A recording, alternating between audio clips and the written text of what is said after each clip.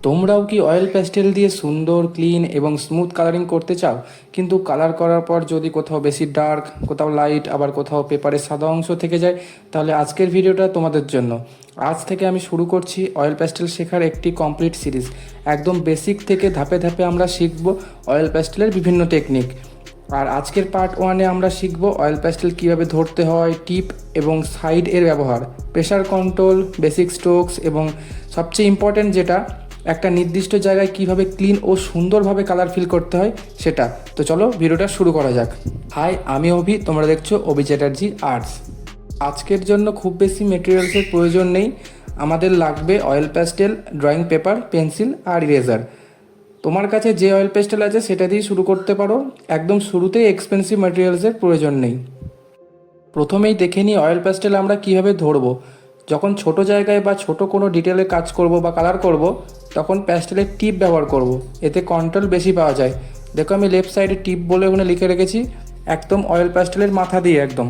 আর যখন কোনো বড় জায়গায় কালার করব, তখন প্যাস্টেলটা একটু কাত করে সাইড দিয়ে কালার করব। তাহলে এতে একসঙ্গে বেশি জায়গা কভার করা যাবে এবং সহজেই বড় জায়গাগুলো কালারিং করা যাবে। তাই সহজভাবে মনে রাখবে, ছোট জায়গার জন্য টিপ আর বড় জায়গার জন্য সাইড। এবার আমরা দেখব বেসিক স্ট্রোকস। প্রথমে ভার্টিক্যাল স্ট্রোক, ওপর থেকে নিচের দিকে বা নিচের থেকে ওপরের দিকে আমরা করব। তোমরা দেখো আমি ওপর থেকে নিচের দিকে টানছি, কিছু কিছু সময় আমি আবার নিচে থেকে ওপর দিকেও তুলব। তো এটা হলো আমাদের ভার্টিক্যাল স্ট্রোক।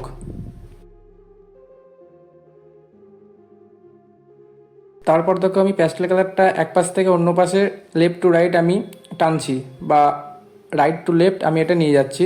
এটা হচ্ছে আমাদের হরিজন্টাল স্ট্রোক। এবার দেখতে পাচ্ছ আমি একটু কাট করে স্ট্রোকগুলো দিচ্ছি, এগুলো হচ্ছে ডায়াগোনাল স্ট্রোক। দেখে রাখো আমি কিভাবে কি করছি না করছি। আর সবশেষে সার্কুলার মোশন, ছোট ছোট গোল করে প্যাস্টেল চালাবো। এই বেসিক স্ট্রোকসগুলো পরবর্তীতে বিভিন্ন ধরনের কালারিং এবং স্ট্রাকচার তৈরি করার সময় আমাদের কাজে লাগবে। তবে স্মুথ কালার ফিলিংয়ের সময় স্ট্রোকস যতটা সম্ভব কন্ট্রোলড এবং কনসিস্টেন্স রাখার চেষ্টা করবে। এবার আসি অয়েল প্যাস্টেলের খুব গুরুত্বপূর্ণ একটা বিষয়, প্রেসার কন্ট্রোল। একই কালার ব্যবহার করেও আমরা কিন্তু লাইট থেকে ডার্ক রেজাল্ট তৈরি করতে পারি, আর সেটা অনেকটা নির্ভর করে আমাদের হাতের প্রেশারের উপর। প্রথমে আমি খুব হালকা হাতে কালার করছি, এটা লাইট প্রেশার। আর আমাদের কাজ করার সময় একটু লাইট প্রেশার অ্যাপ্লাই করেই কাজ করতে হবে। আর আমরা লাইট প্রেশার ক্রিয়েট করার সময় যতটা প্রেশার দিয়েছিলাম তার থেকে একটু প্রেশার বাড়াচ্ছি, এটা হলো আমাদের মিডিয়াম প্রেশার। আর এবার একটু আরও বেশি প্রেশার অ্যাপ্লাই করছি, এটা আমাদের হেভি প্রেশার। দেখো কালার একই হলেও প্রেশার পরিবর্তন করার কারণে রেজাল্ট কতটা পরিবর্তন হচ্ছে। তাই অয়েল প্যাস্টেলে শুধু কোন কালার ব্যবহার করছি সেটা নয়, কতটা প্রেশার দিয়ে কালার করছি সেটা বেশি ইম্পর্টেন্ট। এবার আমাদের নেক্সট টিপ, ক্লিন এজ আর বর্ডার টেকনিক। এবার কালার ফিলিংয়ের সময় একটা ছোট্ট টেকনিক দেখাবো, যেটা ব্যবহার করলে আমাদের কালারের এজ অনেক বেশি ক্লিন আর সহজ রাখা হয়। প্রথমে আমি একটা পেন্সিল দিয়ে শেপ এঁকে নিচ্ছি। এবার ওই অয়েল প্যাস্টেলের টিপ দিয়ে আউটলাইনের ঠিক ভেতর দিয়ে খুব হালকা করে একটা বর্ডার দিয়ে নেব। খেয়াল রাখবে এই বর্ডারটা খুব ডার্ক করার প্রয়োজন নেই, বিশেষ করে রিয়েলিস্টিক ড্রয়িংয়ের ক্ষেত্রে বেশি ডার্ক বর্ডার দিলে ড্রয়িং অনেক সময় আনন্যাচারাল বা কার্টুনের মতো দেখতে পারে। এবার এই বর্ডারের ভেতরের জায়গাটা আমরা সাইড দিয়ে ফিল করব। সহজভাবে মনে রাখবে হালকা এজ, তারপর ভেতরের অংশটা ফিল করা।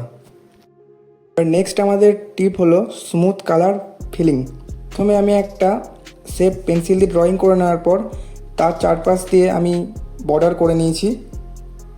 আর এই শেপটা কালার করার ক্ষেত্রে আমরা বর্ডার টেনেছি টিপ মেথডে, আর আমরা ভেতরে কালার ফিল করব সাইড মেথডে। এবার প্যাস্টেলের সাইড ব্যবহার করে পুরো জায়গাটা লাইট প্রেসারে প্রথম লেয়ার দিয়ে নিচ্ছি।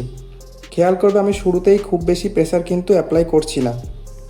আর তোমাদের এই কালার ফিলিংটা খুব ধৈর্যের সাথে করতে হবে, যেন আমাদের বর্ডারের বাইরে কালার না চলে যায়।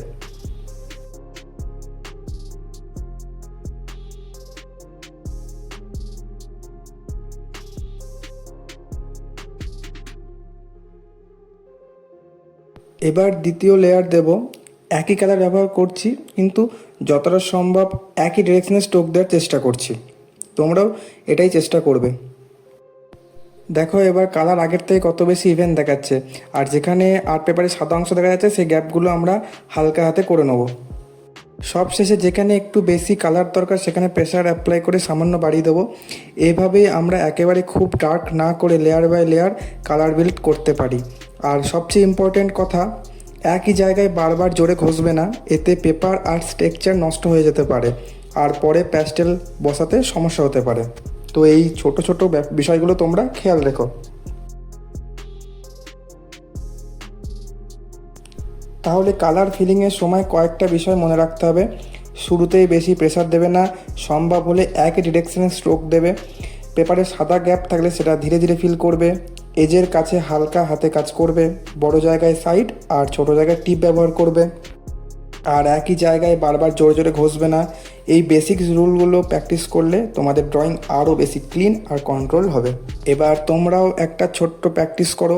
একই কালার দিয়ে লাইট, মিডিয়াম আর হেভি প্রেসার প্র্যাকটিস করো। তারপর 4 ধরনের বেসিক স্ট্রোক প্র্যাকটিস করো। আর সব শেষে একটা ছোট্ট শেপ এঁকে প্রথমে হালকা এজ তৈরি করে সাইড দিয়ে colour layer by layer colour fill করো। শুধু ভিডিও দেখলে হবে না, নিজের হাতে প্র্যাকটিস করবে, কারণ অয়েল প্যাস্টেল শেখার সবচেয়ে ইম্পর্টেন্ট বিষয় হলো হাতের প্র্যাকটিস। আর আজকের পার্ট 1-এ আমরা অয়েল প্যাস্টেলের বেসিক ফাউন্ডেশন তৈরি করলাম। Tip, side, pressure control, basic stroke, clean colour filling ইত্যাদি আমরা শিখলাম। কিন্তু অয়েল প্যাস্টেলের কালারকে আরও স্মুথ করতে গেলে বা বিউটিফুল করার, আর পরের পার্টেই আমরা শিখবো অয়েল প্যাস্টেল ব্লেন্ডিং একদম বেসিক থেকে।